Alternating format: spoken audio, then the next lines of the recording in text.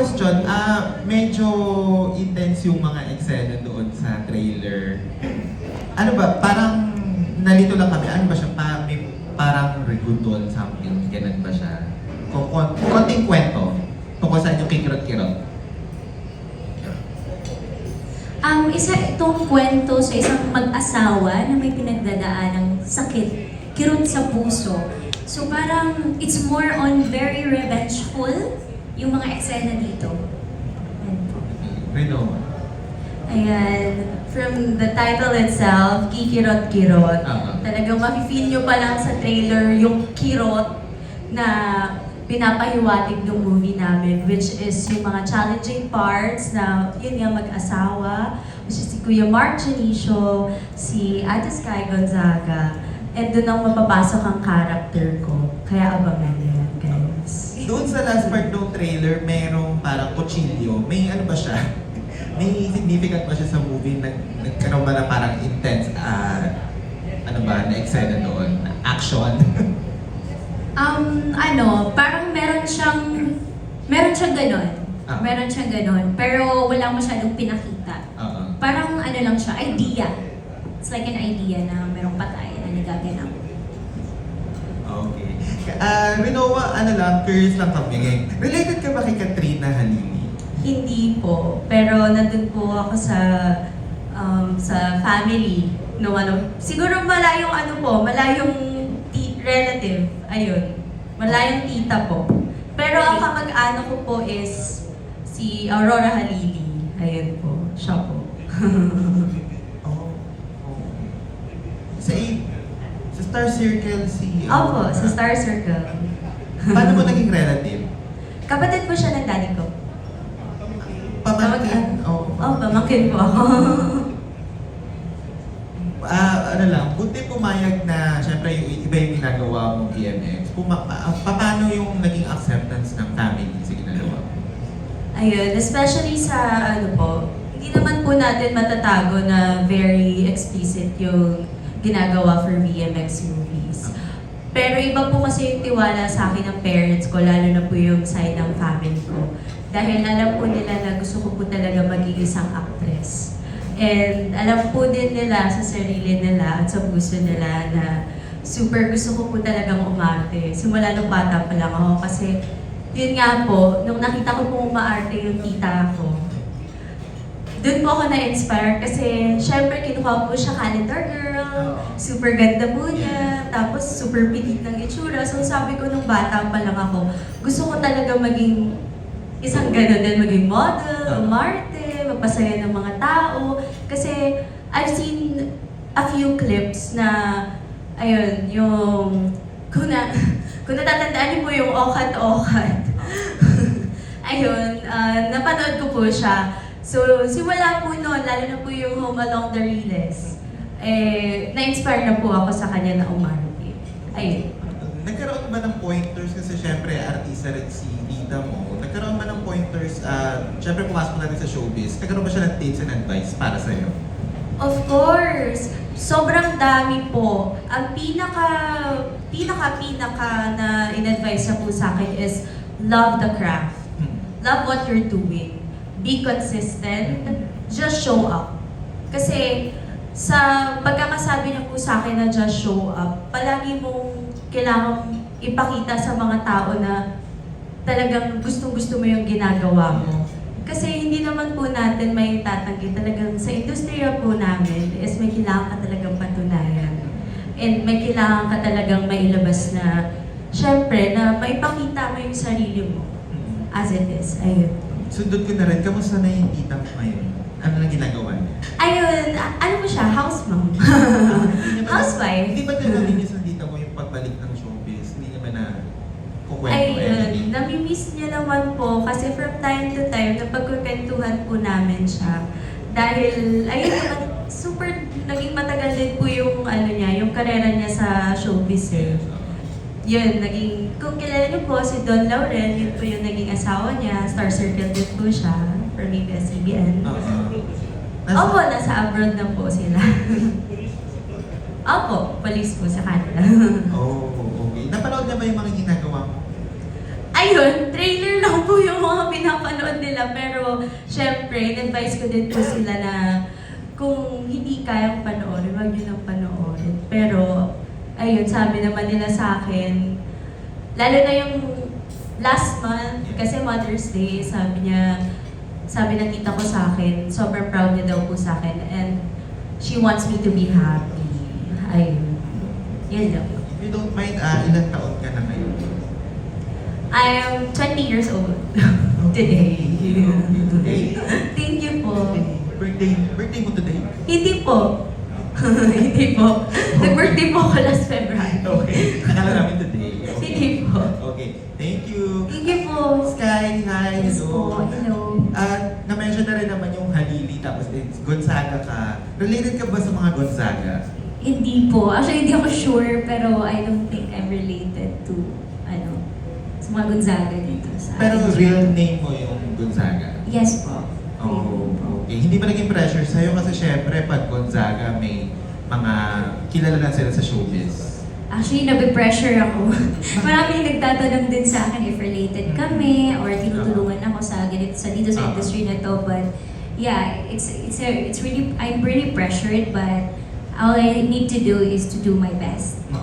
Would you consider na yung surname mo related, matunog sa showbiz, naging advantage ba siya for you? As of now po, hindi. Hindi naman. Okay. So, masasabi mo na ikaw yung gumagapang para sa sarili mo?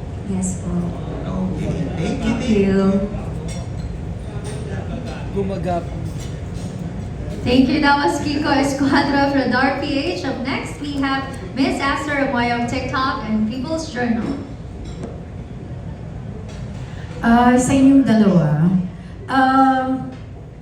nung pinasok niyo ang industriyang to, syempre, tulad mga sinabi niyo nga, parati niyong sinasabi niya, gusto namin umarte, gusto namin mag-showbiz. Pero nung mabigyan kayo ng break, pagpapasexy kaagad ang ginawa niyo. So, at that time ba, nung pinasok niyo ito, handang-handa kayo kung ano man ang magiging reaksyon, hindi lang ng pamilya niyo, mga kaibigan niyo, kundi ng ibang tao. Okay. Of course, ako po, before I signed with VMX, talagang nagkaroon po ako ng, totoo po nagkaroon po ako ng 1 week na talaga, na parang palugid about it bago ako mag-sign. Kasi talagang pinagdasal ko po na kayanin ko yung pressure, syempre yung mga magiging reaction ng mga tao sa paligid ko, lalo na po yung mga nagmamahal sa akin. At the closest ones na malapit po sa akin. Syempre, talagang hinanda ko na po talaga yung sarili ko eh. And expected na po talaga yung magiging reaction nila, mapa-violent reactions man, mapa-side comments man, mga pachismisan naman. Pero alam ko kung ano kasi yung pinasok ko in the first place. So, ayun po. Sa akin naman po, before ako nag-intern dito sa industry na to, kinausap ko yung mother ko. So, siya talaga yung unang kinonsult ko about this. And she's very supportive. Sabi niya, yes, I think it's a good, idea na papasok ka sa ganung industry. She believed in me and she told me na do your best, love your job, and do the transition na lang din. So, marami daw siyang nakikita before na nag-start into this industry and very successful naman. So, she believed in that na, she has faith in me. So, yun lang din yung pinaghahawakan ko. Thank you. Hindi pa kasi kayo tao nung mauso ang mga, that time ang term kasi hindi pa ginagamit yung word na sexy. Bold films, bomba films, nung late 60s to 70s. Pero ngayon nga, kung tutusin, mas medyo tame na, no? Medyo, yung pag sinabi mong sexy, hindi ganun katindi ang dating. Okay, but in fairness din naman, like what you said, maraming mga nagpa-sexy or nag-bold before na mga successful and critically acclaimed actors and actresses. So, meron ba kayong napanood before na mga bomba films na hanggang ngayon active pa rin yung mga stars na yon at the same time, magagaling sila. I'm sure kahit paano, you look up to them. Yes po. Actually, pinapanood ko yung mga movie ni Rosana Roses po. Yes, isa po siya sa mga nililook up ko po. So, and she's still in this industry. Hindi na siya nagsi-sexy films, but she did her part and she did it well. Ayan. Siguro ang pinakauna pong, ayan nga, bomba films na napanood ko is yung Sex Drive. So, si Maui Taylor and sino nga yun? Sorry po. Yes, ayun po. And nung nakikita ko po si Miss Maui Taylor sa mga films na yun na ginagawa niya, grabe din po yung paghanga ko sa kanya kasi sabi ko grabe yung lakas ng loob niya as an actress to portray this challenging role. So, up to now po, talagang mahanga ako sa kanya kasi grabe yung pagaspas ng karera niya hanggang ngayon. Ayun po. Thank you. And lastly, anong preparations ang ginagawa nyo whenever you're doing sexy or intimate scenes sa mga pelikula nyo? Ayan, one of the preparations po is, syempre, reading the script, talagang paragraph per paragraph. And kinakausap ko rin po yung mga ka-intimate scene ko within that day. Kasi may mga days po talaga na meron namang wala, meron din meron. So, on the day na meron kaming gagawin na super intimate scene, talagang kinakausap po with communication and help of the directors and assistant directors po namin. Ayun po yung ginagawa kong preparation. Thank you po. For me po, it's very important talaga na basahin yung script kasi iba-iba kasi yung love scenes eh. May intense, merong passion, you know. Iba-iba siya ng parang genre yung love scene. So, we have to read the script para alam namin yung anong dapat gawin. And of course, yung proper hygiene, very important po talaga yun. Isa po yun sa number one role talaga. So, yun, reading the script is very important, talking to your co-artists and their directors po. Thank you. Thank you. That was Miss Esther Amoyo of TikTok and People's Journal. Up next, we have Miss Dolly Ann Carvajal of Philstar. Ay, for both of you, kahit nabanggit mo kanina yung story nga, may kirot sa puso yung mag-asawa. Kunwari na sa relasyon kayo na puro kirot ng puso, yun na may pinagdadaanan. Pero the sex is good. Parang yung mga pinakita nyo, will you still stay in the relationship kahit nasasaktan na kayo, but yun nga, enjoy kayo physically? It depends on the situation po. If it's beneficial for the both of us, why not? Pero it depends din po kung anong mga ginagawa niya.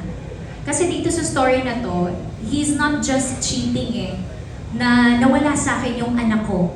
Parang ganun. It is my, parang dream ko maging isang mother, pero nawala sa akin yung chance na yun dahil sa kanya.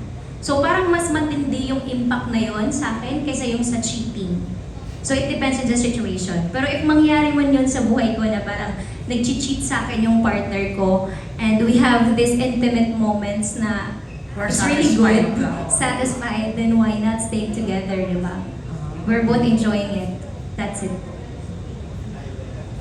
For me po, ako kasi talagang if it's involving cheating and betrayal, Red flag na. I'll go. Even if the sex is good. Yes, even if the sex is involved. Kasi talagang sa akin non-negotiable talaga yung cheating and betrayal after all. And with this movie, talagang grabe yung kirot ng napagdaanan ng character ni Ate Sky, which is si Rhoda. And grabe din yung binigay na sakit sa puso ni Kuya Mark. Dahil basta grabe, abangan nyo na lang guys. Abangan nyo. Kikirot talaga yung puso Kikirot nyo. talaga yung mga puso nyo. Ang puso lang may kikirot. Pwede din yung Pwede din. My last question, anong ma-advise nyo sa character niya bilang Sky and Rinoa? For For me po, dito kasi sa character na to, as asawa, marami akong give up when it comes to my career para lang sa taong mahal ko. And as a woman, kailangan po natin tandaan na yung character, especially education, hindi po natin i-give up yun dahil lang sa isang tao. Kasi yung education at yung career natin ay siya na yung bagay na hindi mawawala sa atin habang buhay. So kailangan po, una-una, yun yung pipiliin natin. Second na po yung love. Okay. Yung sa ano po, sa character ko naman as Janice, syempre, ako po dito, talagang ang ina-advise ko sa kanya is tapangan niya yung loob niya with all those challenges na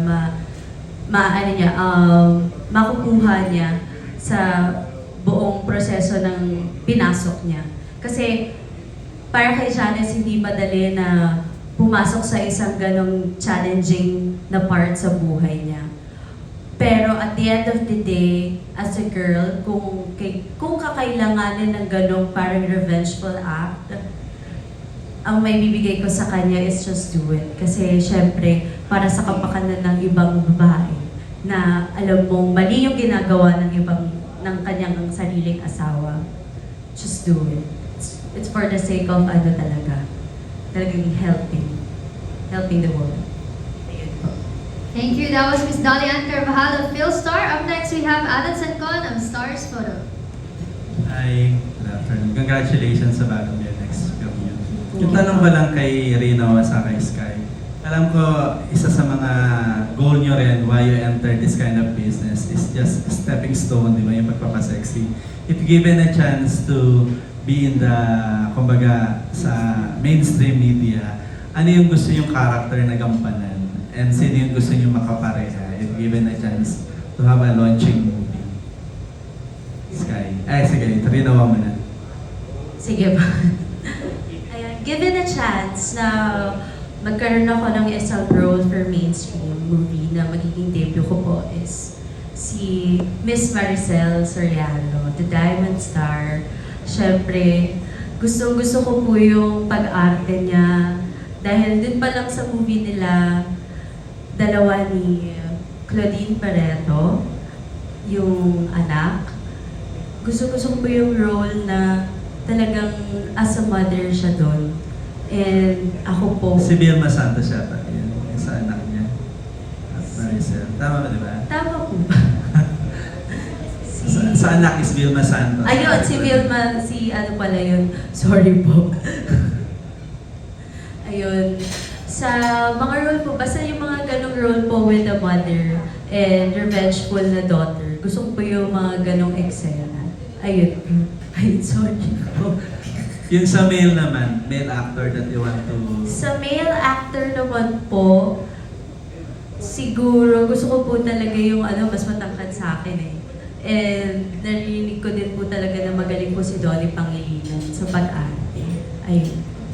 Okay, thank you rin naman. Thank you po. Sky. Sa akin naman, parang gusto kong role talaga is kontrabida. Isa talaga siya sa mga nilulook out ko, and if I'm given a chance na makatrabaho si Katrina Halili, isa talaga siya sa mga kontrabidang inaano ko. Ayaw mo pa na Natawa si Rinoa kasi... Ginawa Halili na muna. Oo nga eh, oo. So, isa siya sa mga kontrabidang talagang na-inspire ako. Sabi ko, gusto ko pag may nanonood sa akin, gusto ko yung magagalit sila, yung tatatak talaga ako. Na every time na maaalala nila ako, maiinis sila. Yung ganun po, ganun na type na ano. Yung second question ko sa inyo, doing this kind of film, yung medyo sexy, what are the challenges na na-encounter nyo doing this? Kumbaga, and how you overcome yung mga ganong challenges? Sa mga challenges po, hindi talaga natin may iwasan yung mga tao sa paligid natin. Especially ako, hindi lang ito yung industry na trabaho ko. I'm also doing the DJ thing. So, whenever I go, kung saan ako mapadpad, I don't know kung anong iniisip ng mga tao, especially yung mga lalaki na nasa paligid ko. So, syempre, pinapakita ko sa kanila yung totoong pagkatao ko na sobrang layo sa mga ginagawa ko sa movies. Kasi syempre, wild yung mga ginagawa natin dito sa BMX. So pinapakita ko sa kanila na hindi ito yung totoong character ko. Ito yung totoong pagkatao ko. Respectable ako. So isa siya sa mga sobrang challenging for me na pinasukan ko sa ganitong industry. Ito ito yung isa sa consequence na I have to face while I'm in this industry po. Yes, I don't know. Ayun, as Ate Sky Gonzaga said, ang pinaka-challenging na part po as a VMX artist is yung mga, syempre yung mga chismis, yung mga sabi-sabi na ganito, porket nag-VMX, ganito ka na, ganyan, yung mga judgment na nakukuha namin every single time na mag-release kami ng mga movies and ma-expose kami sa social media. Pero with that, ang ginagawa ko po kasi lagi is talagang nililihis ko yung mga postings ko sa ginagawa ko, which is yung lifestyle, yung mga talagang hilig ko, yun yung mga pinapakita ko po through social media. Ayun po. Thank you, Em. Thank you. Thank you so much. Thank you. Thank you. That was Alex Ancon of Stars Photo. Up next, we have Miss Ana Cerezo of ABS-CBN. Hi! Hello po. Congratulations. Tanong ko lang, since I think, for example, si Noah, mahilig ka mag-live, you get to interact with your fans. Ano na lang din yung siguro message mo sa kanila on parang how they should approach you in, setting boundaries? Ayan. Ako naman po is pag mag-i-interact po ako sa mga fans, very naman po ako very talagang welcoming ako. Pero syempre, nandun pa rin po ako and thankfully talaga sa mga fans po na lumalapit po sa akin is nagpapaalam po sila na pwede bang magpa-akbay. So, important yung ganung bagay? Yes, super important yung ganong bagay sa akin kasi yung pagpapaalam pa lang nila means a lot to me. So, sila pa lang, alam na nila sa sarili nila yung mag-set sila ng boundaries kung hanggang saan lang din sila na pwede gumalaw sa akin. Ayun. Thank you, Noah. Thank you. This guy.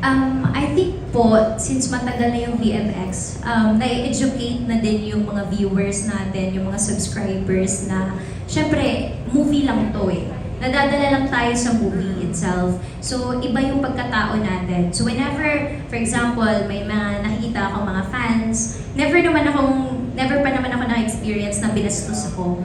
So, yeah, it depends on how they approach me. Kagaya ng sinabi ni Renoa, nagpapaalam naman na pwede magpa-picture, gano'n. So, yeah, I think they're more educated now sa mga ginagawa natin, sa craft natin.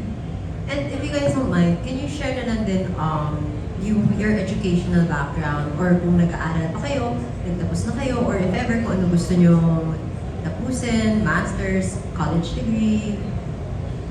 Ayan, ako po, I took up nursing. 2 years. 2 years of 2 years. 2 years of nursing school. So I stopped kasi super busy na po ng schedule with VMX. And I plan to go back. Nursing pa din? Nursing pa din, syempre. Wow. And I plan to proceed on being a pediatrician if given a chance. Kasi mahilig talaga ako sa mga bagets. Ayun. Wow. So, if ever, gusto mo pa rin maging doctor? Yes po. Ano ba yung parang dream mo since bata ka? Or... Opo, yun po talaga yung ko talaga sinasabi sa kanila. Yung mga kahit na tourism, yun hindi ko po talaga siya gusto. Pero bakit pediatrician? Bakit mahilig ka sa bata? Opo. Kasi po ako only child po ako So wala po akong kapatid. Kaya pag may nakikita po akong mga cute na bagets, talagang super grabe, super cute na cute po ako. Ayun po. Before going to Sky, saan school ka lang? Saka anong year yung huling, yung third year mo? Ang huling year ko po is with University of Perpetual Health sa Las Piñas po. Ayun. What year was that, if you don't mind? Year 2024. So, Yun. you stopped because busy yung schedule mo. Opo. Ngayon, ano na lang yung inaantay mo before ka bumalik? Parang ma-free up yung schedule or parang may set ka muna at gusto ko muna ma-achieve tapos saka ako babalik ng med school ay ng nursing. Ayun, katulad po sa nabanggit nyo, gusto ko po may ma-achieve muna bago po ako bumalik ng nursing school. Kasi talagang binigyan ko po ng binigyan ko po talaga ng sariling deadline yung sarili ko na hanggang saan lang po ako mag-aartista. Then I'll proceed to nursing school again. Wow! Ayun. So, na-enjoy mo siya, yung nursing school? I mean, na-enjoy mo yung ginagawa mo? Oh, super. Talaga, it's your calling then? Both are your Opo. calling? Calling po talaga siya. Thank you, Rinoa. Thank you po. How about you, Sky? High school graduate lang po dahil way back in Cebu po kasi, after ko mag-graduate ng high school, my grandma had cancer. Oh. So I took care of her, and then while doing my job as a DJ for 5 years, and then nag-aral din ako sa pag-DJ for like a year po. And then my grandma died, and then I proceed entering into the Viva industry, but yet, and next year po, I'm planning to Wow! magka-college na po next Anong year. kinonsider mong course for Business and management po. Magsa-start ka na paano ba nagpe-prepare ka na rin ba? Like applications, pagbuha ng papers, review contest? Yes po, kasi lahat ng ko nasa Cebu. Like, I'm the only one na nag-stay here in Manila po. Pero dito mo plan sa Manila? Yes po, here na. Thank you. Thank you. Thank you. That was Miss Ana Cerezo of ABS-CBN. Up next, we have Miss MJ Marfori of TV5. Hi, congratulations, ladies. Thank you po. My first question is, what does it take for you guys to own this space? Parang how did you prepare before entering, of course, VMX, especially given, mga bata pa kayo, and what enticed you to? Ayun po. The preparations that I did before, of course, entering VMX is talagang yung mental state. Yun po ang naging preparation ko dahil tinanong ko din yung sarili ko na kaya ko na bang matanggap yung mga criticisms ng ibang tao. Lalo na from the people na hindi naman ako kilala personally. So with that, ongoing career with VMX, naging smooth naman. Kasi talagang tinanggap ko na meron at meron pa rin masasabi yung mga ibang tao sa'yo. So might as well just do what you gotta do. And love what you wanted to do, lalo na sa sarili mong buhay. Dahil with the fact na talagang gusto mo alam mo yung sa sarili mo yung pinasok mo, talagang ipakita mo na kung sino ka sa pinasok mong yan. Ayun. Thank you. How about for you, Sky? It takes years po na pinag-isipan ko talaga bago pumasok dito sa VMX kasi hindi ko po alam kung ma-handle ko ba yung bashing, mga criticism and judgment ng mga tao na nasa paligid ko. So, I talked to my mom and my family kasi they matter the most. Kaya syempre yung mga tao, all they do is to judge you even though they don't know you. So, minamatter ko po yung sa family ko. So we have to talk and they agreed, and then before I entered Viva. Yun po yung una-una kong ginawa. Ano yung misconception nyo, kung meron man, bago kayo pumasok ng VMX, na nalinawan ngayong namamayagpag na kayo sa VMX? Una ko po, akala ko talaga na yung mga girls, they have this lakas ng loob kasi lahat sila parang napagdaanan yung ganito ka-wild na mga eksena. But it turns out na hindi pala sila ganito ka-wild. Mas marami pa akong wild friends way back in Cebu kaysa sa dito. I was just shocked na, ay, okay, hindi pala ganito talaga yung character nila. Hindi pala ganito yung pagkatao nila. So, yun po yung, isa na yung So, wag realization. dapat i-judge dahil mas wild pa yung iba. Super wild. Yung mga friends ko sa Cebu, I thought na may encounter ko siya dito sa mga kasamahan ko. Like, they're really good. Usually, hindi sila mga party goers. They don't drink. Most of them, parang single and not ready to mingle. Like Rinoa. So, ganun ba? Isa siya sa mga realization ko. Thank you, Sky. Ikaw, Rinoa. Ayun, ang pinaka-biggest misconception ko before entering BMX is talagang parehas po kami ni Ate Sky Kasi akala po namin very wild po talaga. Lalo na ako. Natakot talaga ako sa fact na sabi ko, shock. So pag makikita nila ako sa kailangan ba ganito na rin ako ka-wild. Pero nung nakakasama ko na sila, yung with the different gigs we went, talagang doon ko po sila nakilala ng mas maigi. Lalo na si Ate Sky, kasi isa po siyang DJ. And super bait ni Ate Sky. Sa mga movies, makikita mo talaga na na super wild na wild lahat ng scene, super hot. Pero outside of the camera, ibang-iba po yung approach namin with each other. Very malumanay, very demure, very classy. Ganun.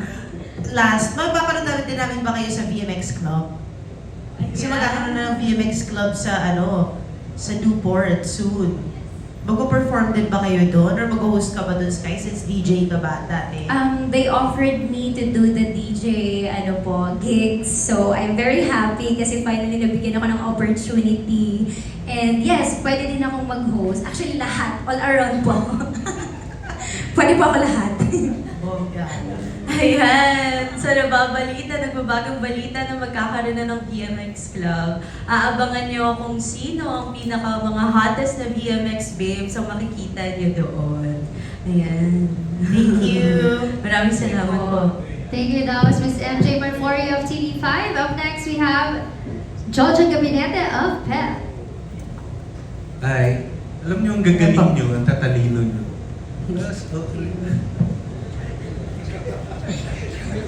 Hindi, Rinoa. Dati ka palang host ng Rinoa News sa Pi Hi, channel po. Oo.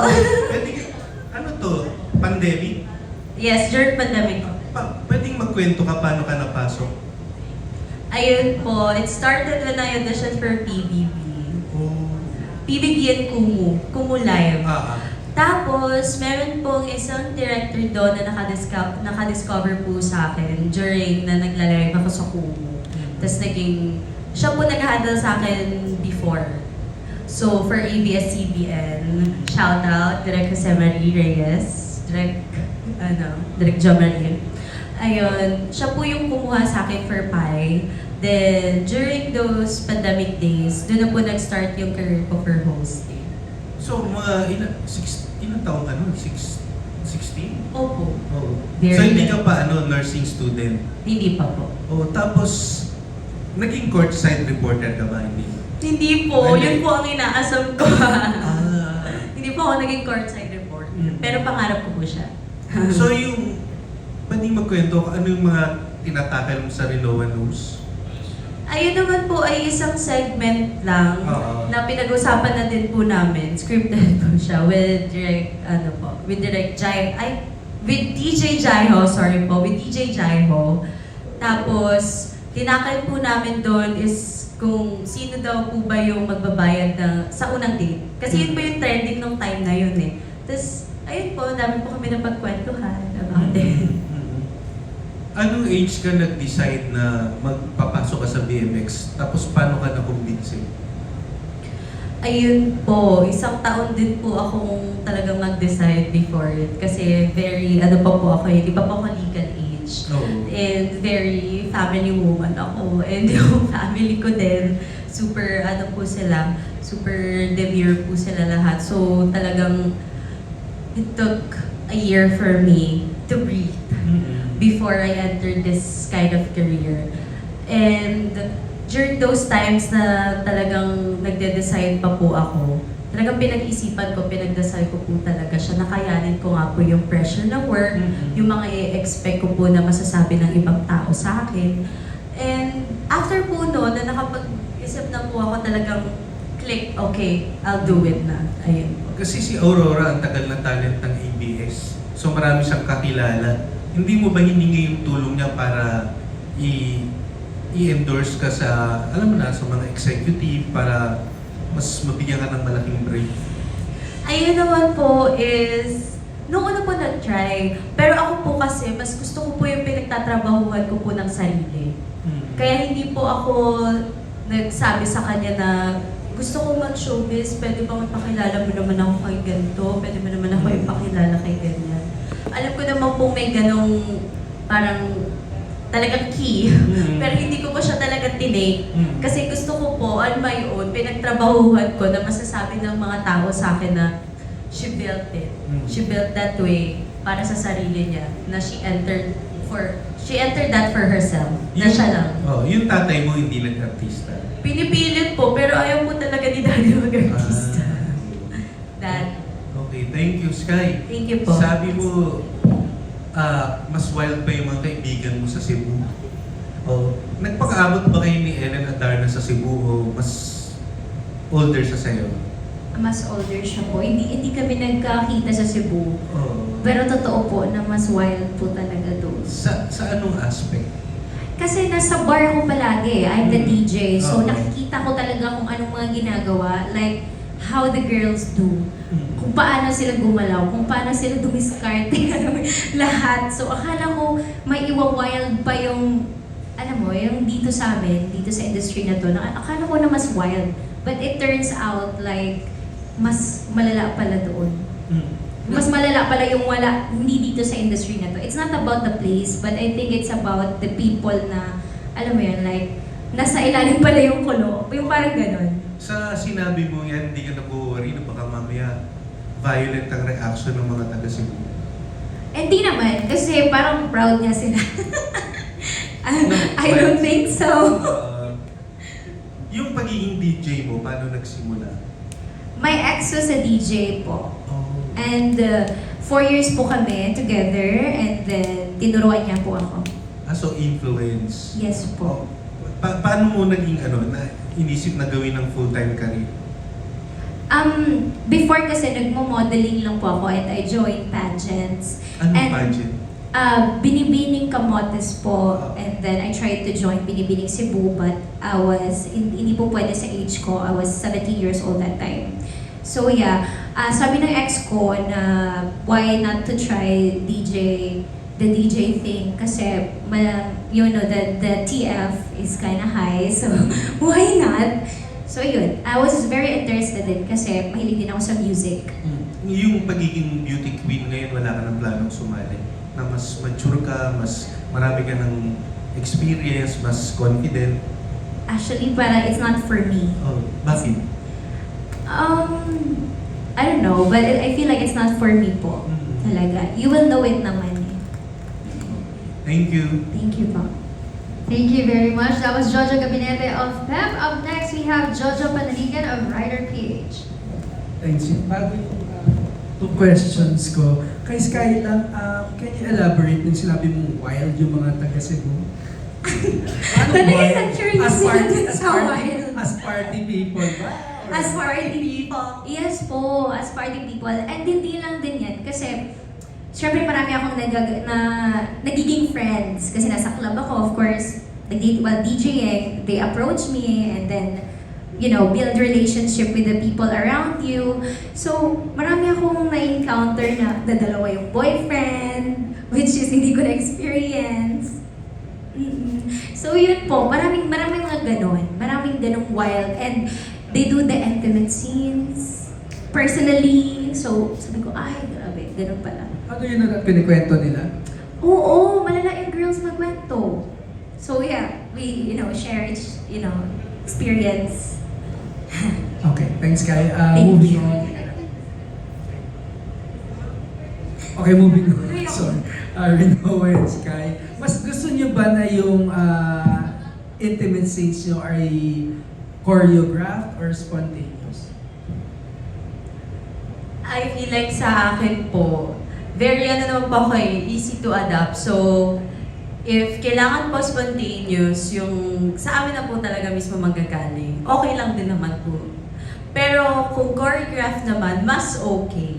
Kasi mas may masusundan po kami kada eksena, tsaka kada next na gagawin po namin with the help of the directors and the assistant directors po namin. Ayun po. Thank you. Sky.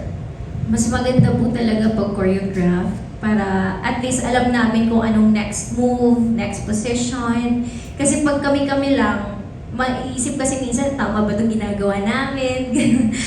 Parang gano'n. Mas maganda if sasabihin talaga ng director na ito yung unang position, ito yung next positions, para mas alam namin yung flow.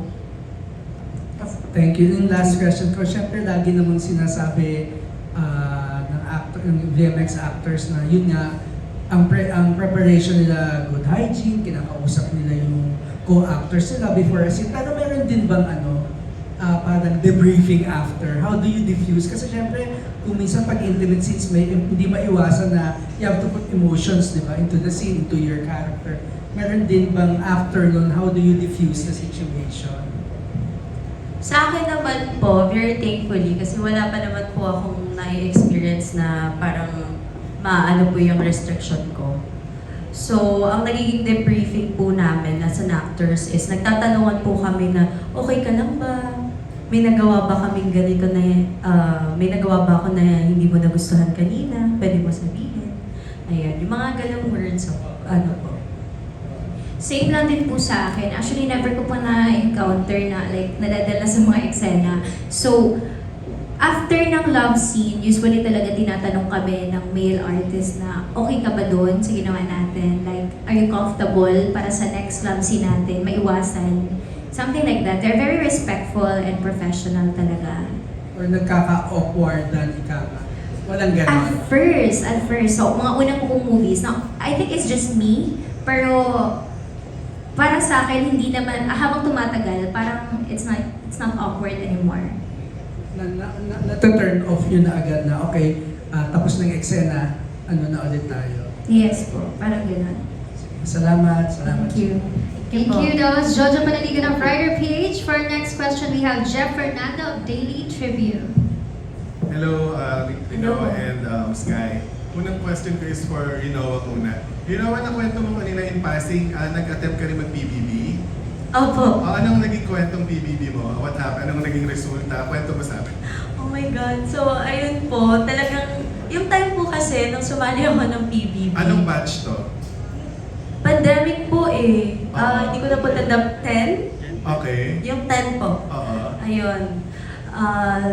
Super naging long process po siya. Pero thankful ako kasi nakaabot ako sa final casting. Lagi. Tapos, after naman po nun, tinawagan po ulit nila ako. Pero for final casting na din po ulit. So parang yung mga time po na yun, talagang for final casting na lang po ako lagi. Why not make the move na talagang to stand up na, okay, change the way. Siguro hindi naman para sa akin talaga yung PBB. Ayun. Pero yung journey ko po during those PBB time, sobrang saya po kasi talagang in-enjoy ko po siya eh. With the process na magsasubmit ka ng kailangan mong isubmit, to show yourself up when you are needed. Tapos, yung mga nakasalumuha ko po si Tita Cory sa Zoom meeting. Ayun po, malaking bagay na po yun sa akin as a nagsa-start na gusto maging artista. Nag-pageant ka ba, Rinoa? Yes po, sa school. Sa school, yung mga national pageants, no? Walang attempt.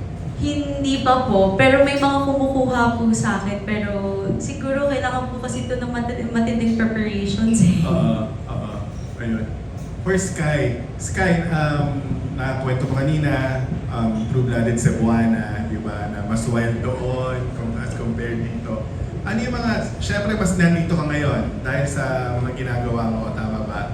Ano yung mga bagay na namimiss mo sa Cebu? Ayan. I think my friends, my family, yung pagkain, and number one na po yung lechon. Isa po talaga yun sa mga palagi kong kinakain whenever nandun ako sa Cebu. So it's the people, syempre my family, na nandun sila lahat kasi syempre ako lang po yung nandito. Yun po. Okay. Nakwento mo rin kanina na na yung ex mo na DJ ang nagturo sa iyo, di ba, ng pag-DJ. Alam niya na aware na siya dito sa bagong ginagawa ngayon and proud mo siya sa iyo sa mga na-achieve mo ngayon. Actually, I don't know. Kasi we broke up naman no the time that I signed Viva. We broke up po. So, and now he died. Oh. So, hindi ko alam kung maging proud ba siya sa akin. Malay mo naman. Baka pa. Ano kinamatay? Cardiac arrest po. Ilang taon na siya? 37 that time. Okay. Paano mo tinanggap yung ganong challenge sa'yo, paano ka nagproseso? What po? Namatayan ka ng Ex. I think isa po siya sa mga pinakamasakit na nangyari for me kasi wala kaming closure. Oo po. Hindi, tsaka ilang months pa lang nung naghiwalay kami. pinuntahan mo yung wake niya. Opo. Okay. Ako po yung pinaka-maingay umiyak doon. Okay. Wala bang sisihan na nangyari sa mga Sisihan? Oo. Wala naman. Okay. Okay. Thank you. Salamat sa inyong dalawa. Thank you po. Thank you very much. That was Jeff Fernando of Daily Tribune, and we have here a